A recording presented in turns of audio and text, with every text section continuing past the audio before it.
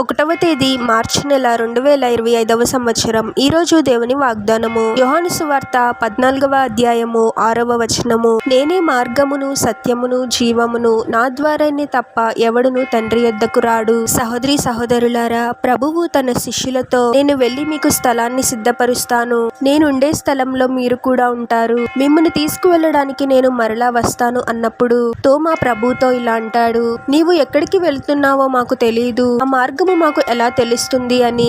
అప్పుడు ప్రభు పలికిన మాట ఇది, నేనే మార్గమును జీవమును సత్యమును, నా ద్వారానే తప్ప ఎవడును తండ్రి యొద్దకు రాడు అని.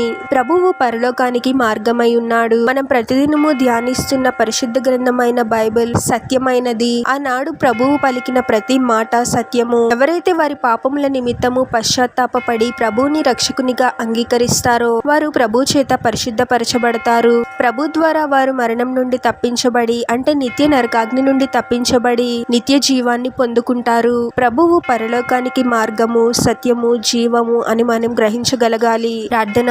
పరిశుద్ధుడగు ప్రభువా, మీ పరిశుద్ధమైన పాదాలకు వేలాది వందనాలు స్తుతులు స్తోత్రాలు చెల్లించుకున్నాము తండ్రి. గత నెలంతా మమ్మల్ని కాచి కాపాడి మరొక నూతన నెలలోకి మమ్మల్ని క్షేమంగా ప్రవేశింపచేసిన దేవా, మీకే స్తోత్రం ప్రభువా. ప్రతిదినము లోకంలో ఎన్నో కీడులు జరుగుతూ ఉన్నప్పటికీ మీరే మమ్మల్ని ప్రతిదినము ప్రతి క్షణము కాపాడి ఈ రోజు సజీవుల లెక్కలో ఉంచావు ప్రభువా. ఈ రోజు మేము సజీవుల లెక్కలో ఉన్నాము అంటే అది కేవలం మీ కృపయే తండ్రి. మీరే పరలోకానికి మార్గము సత్యము జీవము అని గ్రహించగలిగే జ్ఞానాన్ని మాకు దయచేయండి తండ్రి. మా పాపముల నిమిత్తము మా హృదయములలో నిజమైన పశ్చాత్తాపాన్ని కలిగించండి తండ్రి. మిమ్మల్ని హృదయపూర్వకముగా మా రక్షకునిగా మేము అంగీకరించాలి తండ్రి. అటువంటి గొప్ప మార్పుని మా హృదయాలలో కలిగించండి ప్రభువా. మీరే మార్గము సత్యము జీవము అని గ్రహించి మీ ద్వారా మేము నిత్య జీవాన్ని పొందుకునే వారముగా మమ్మల్ని దీవించమని, ఈ ప్రార్థనలో ఏకీభవిస్తున్న ప్రతి ఒక్కరిని పేరు పేరున దీవించి ఆశీర్వదించి అభిషేకించమని, వారు చేసే ప్రతి పనిలో మీరే వారికి తోడుగా ఉండి వారిని అన్ని కీడుల నుండి అపాయాల నుండి మీరే వారిని రక్షించమని